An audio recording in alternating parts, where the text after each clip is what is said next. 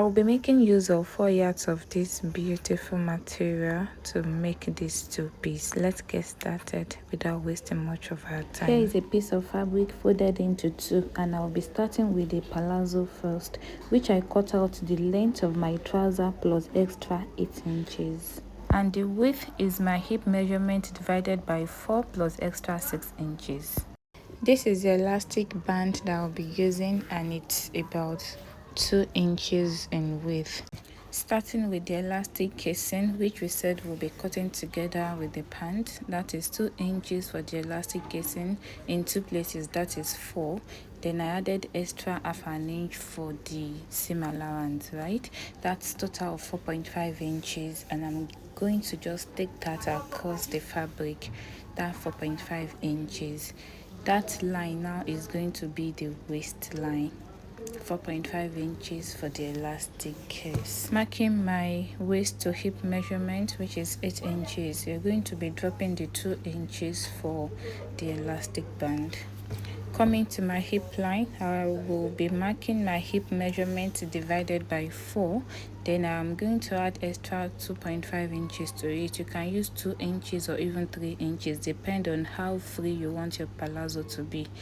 That is to get our hip line, which I will just be extending that all the way to the waistline. To get my crotch line, I will add extra 3 inches to the hip line.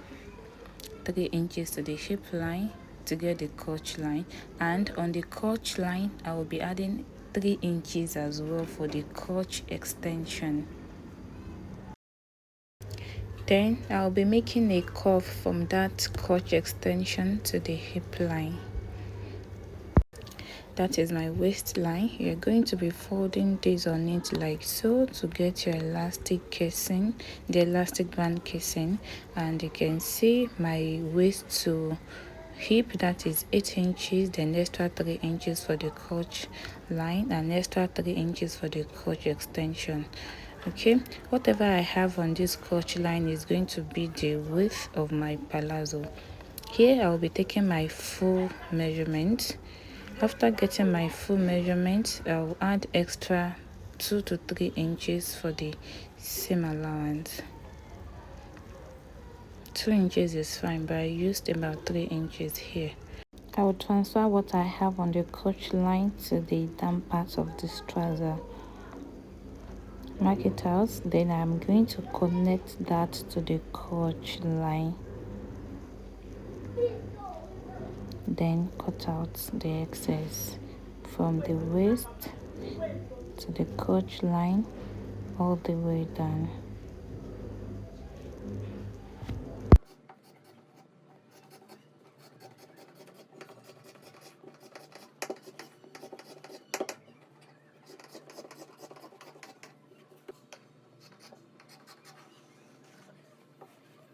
The next thing is for me to cut out another piece of fabric, fold it into 2, which is 1 inch longer than the front piece and 5 inches wider than the front palazzo that we cut earlier. I'll be adding extra 3 inches to the crotch line. This is going to be the back piece of the palazzo, and the back piece is wider than the front piece. I'll add extra 1.5 inches from the waist to the crotch line, but the crotch extension is going to be 3 inches. I'll make a curve from there to my crotch extension as well.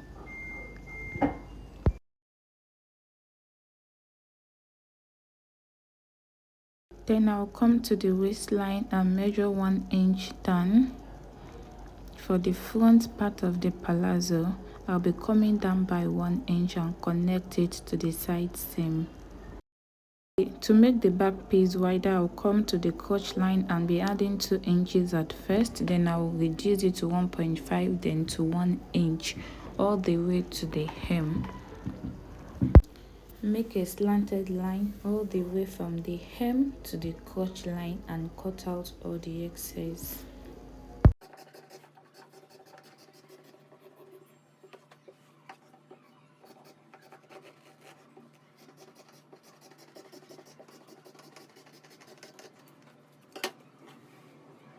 Cut out the 1 inch here as well slantly. The extra 1 inch that was added to the waist on the back piece is just to make the butt sit comfortably. Remember, these pieces are on fold. The front and the back pieces are on fold. I am just going to cut it into 2 on the side seam so that I can have 2 pieces for front and 2 pieces for the back piece.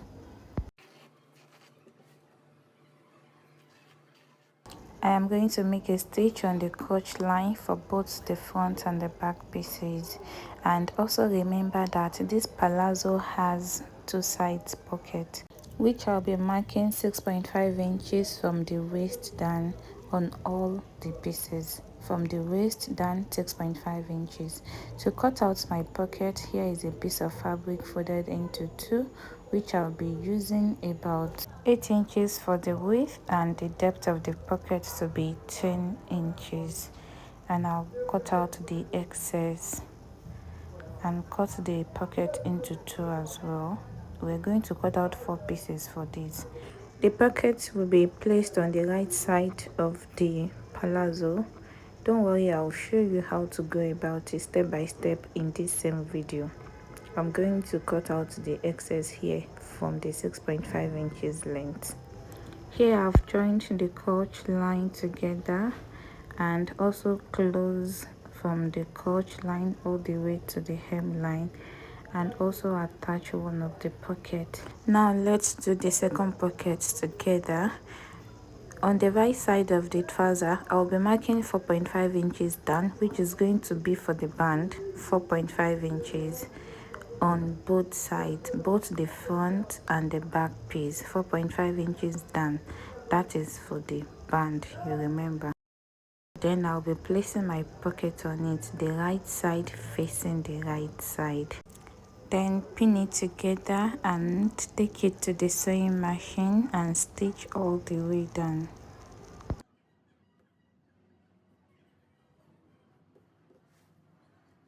I'll be doing the same for the back piece as well. Pin it down and run a straight stitch. After stitching, this is what I have. Now I'll be placing it on each other like so, both the front and the back pieces, and to use my office pin to pin everything all the way down, which is going to be the side seam. I'll pin it all the way down, then run a straight stitch. Just follow what I'm doing here, right? Run a straight stitch here, close the pockets together to the 6.5 inches, then close it all the way down. You're doing this on both side seams. After then, folding the 2 inches you marked earlier for the elastic casing and run a straight stitch all the way around. The opening here is where you're going to pass your elastic band through. This is the finishing for the pocket and all the joinings on the trouser. The only thing remaining now is to attach our elastic. That's the second pocket. The elastic band is going to be your waist measurement minus 4 inches, which I'll pass into the elastic casing using safety pin. Then close the elastic like so. After then, I'm going to close all the opening here as well. As you can see, it's really coming out beautifully. On this elastic as well, you can run a straight stitch. You can run a straight stitch on the elastic band itself. It's also nice if you can try it out. As you're sewing, you'll be stretching it. You'll be stretching your elastic and run a straight stitch all around. Then I'm going to come to the down part as well, folding the hem allowance and run a straight stitch.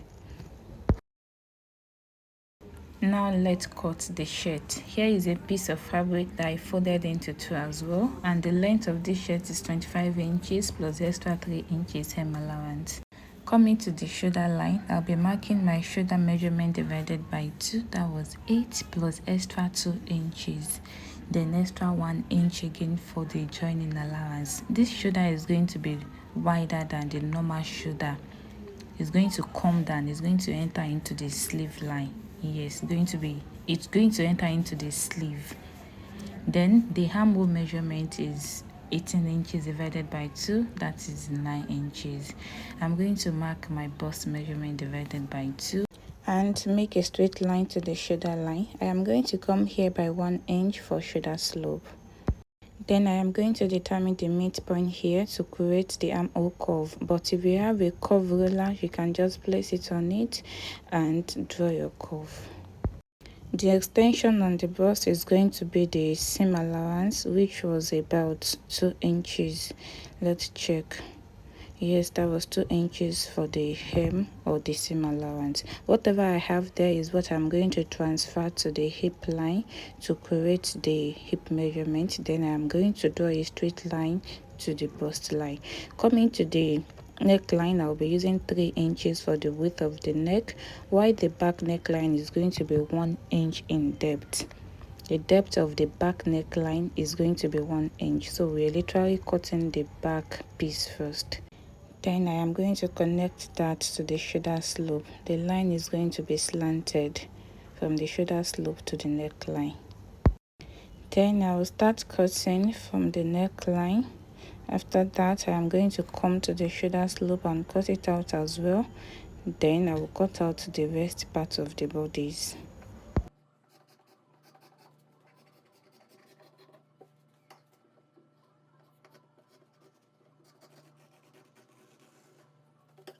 The first one we cut is going to be for the back piece. Now let's cut out the front piece, and the front piece is longer than the back piece because of the button allowance, which I'll be adding extra 2 inches to the front. Every other thing is going to be same except for the neckline and the extra 2 inches allowance for the button. So for the neck depth, I will be using 3 inches for the front neckline. Don't forget that you are adding extra 2 inches to the front for the button allowance. I'll just be making a curve there to create the front neckline and cut out the excess.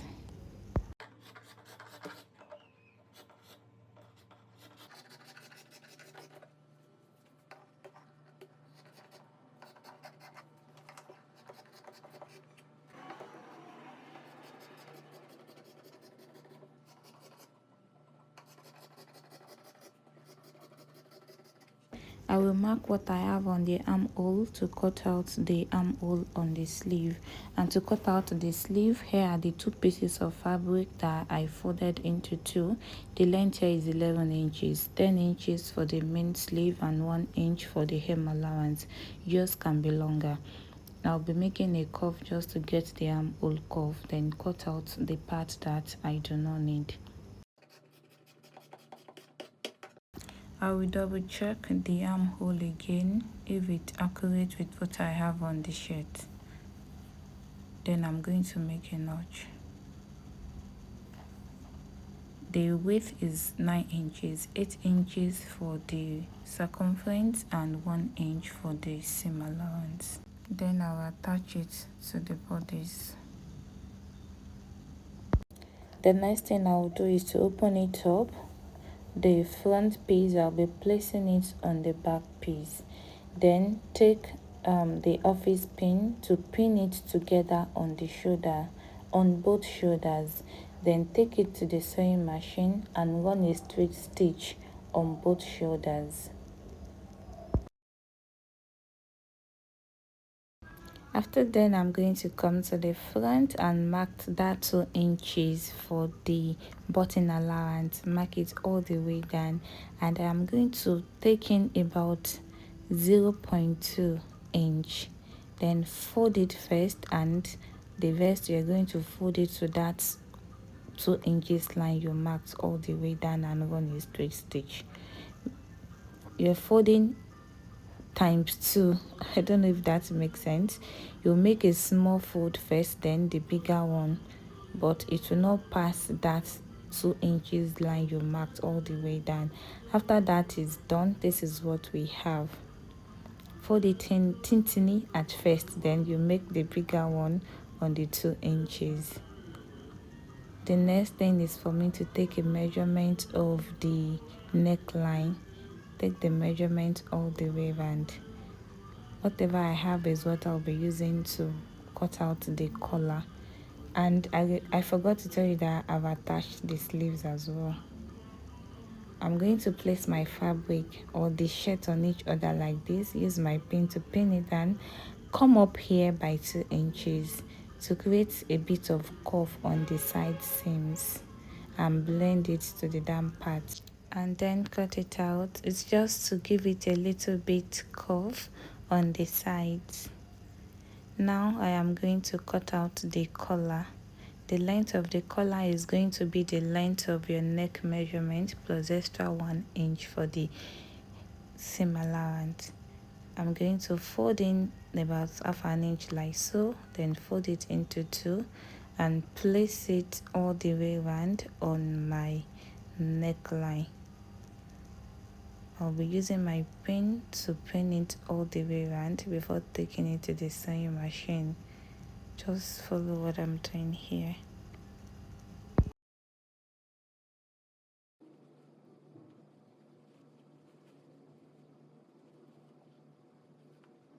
I'm going to reduce the excess, then fold in the allowance, then place it on the allowance for the button, on a button allowance, then stitch like this all the way around.